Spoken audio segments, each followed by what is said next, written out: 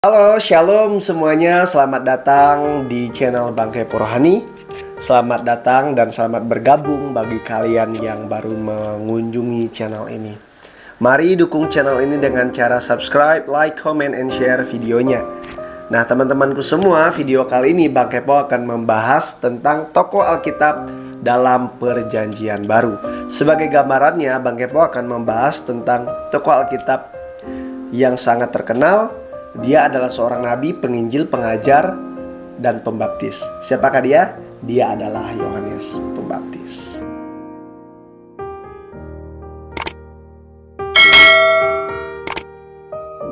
Yohanes Pembaptis adalah seorang anak dari imam yang sangat terkenal yang bernama Imam Zakaria, yang mempunyai istri yang bernama Elisabet, di mana Elisabet adalah kakak dari Maria, ibu Yesus. Nah, bisa dikatakan bahwa Yohanes Pembaptis adalah saudara dari Yesus Kristus secara daging atau susunan silsilah begitu, teman-teman. Nah, kelahiran Yohanes merupakan kelahiran yang sangat spesial pada saat itu. Dikatakan bahwa Elisabet ini sudah mandul. Jadi secara ilmu kedokteran kalau saat ini impossible, maksudnya tidak mungkin ya teman. Jadi nggak mungkin lagi teman-teman Elisabet ini akan melahirkan seorang anak, entah itu laki-laki atau perempuan. Tapi tidak demikian. Pada suatu ketika Zakaria yang bertugas sebagai imam pergi ke kemah untuk mempersembahkan korban. Dalam peristiwa itu, malaikat mendatangi Zakaria dan memberitahukan kepadanya bahwa akan lahir seorang anak laki-laki dari rahim Elisabet. Tapi apa yang terjadi? Zakaria tidak percaya dengan hal itu. Lalu singkat cerita, malaikat membuat Zakaria menjadi bisu sebagai bukti bahwa Allah akan menyatakan janjinya. Ngomong-ngomong, kelahiran dari Yohanes Pembaptis sudah dinubuatkan dalam kitab Perjanjian Lama, dalam kitab Yesaya, teman-teman. Jadi memang harus terjadi kelahiran Yohanes ini. Tiba waktunya Yohanes ini lahir, lalu diberi nama. Pada awalnya ingin diberi nama Zakaria, namun dikatakan bahwa bukan itu namanya. Namanya adalah Yohanes. Lalu singkat cerita, oke, namanya Yohanes fix. Dalam perkembangannya dikatakan bahwa Yohanes ini dipenuhi dengan roh Allah tentunya, teman-teman. Jadi singkat cerita dia semakin bertumbuh dan dia mengambil keputusan untuk meninggalkan rumah orang tuanya untuk pergi ke padang gurun. Kepergian Yohanes Pembaptis ini ke padang gurun merupakan satu persiapan sebelum pelayanannya akan dimulai. Ya, diperkirakan bahwa dia ini memulai pelayanannya itu di umur yang ke-30 tahun. Jadi umur 30 tahun ke bawah dan seterusnya itu berarti sampai pada saat dia pergi ke padang gurun dia sudah mengembara. Singkat cerita, tiba waktunya bagi Yohanes untuk sudah keluar dari padang gurun. Untuk apa? Untuk pergi memberitakan Injil kepada semua orang, terutama kepada bangsa Israel. Dia ingin mengatakan bahwa Sang Mesias, Yesus Kristus itu akan datang ke dunia, sudah datang ke dunia. Dialah raja, segala raja yang akan menyelamatkan umat manusia dari dosa. Oleh sebab itu, seruan pertama yang sangat spektakuler dari seorang Yohanes Pembaptis dalam pemberitaan Injilnya, dalam pengajarannya adalah apa? Bertobatlah.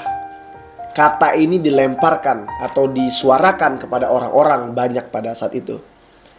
Bukan sembarang kata-kata, teman-teman. Perkataannya ini betul-betul berkuasa. Sehingga apa? Membuat orang percaya kepada Yesus Kristus. Dan buktinya apa? Semua orang ingin Buktinya apa? Semua orang ingin dibaptis oleh Yohanes. Dan terjadilah pembaptisan massal pada saat itu. Oke teman-teman, di sini kita bisa melihat bahwa pelayanannya sangat luar biasa.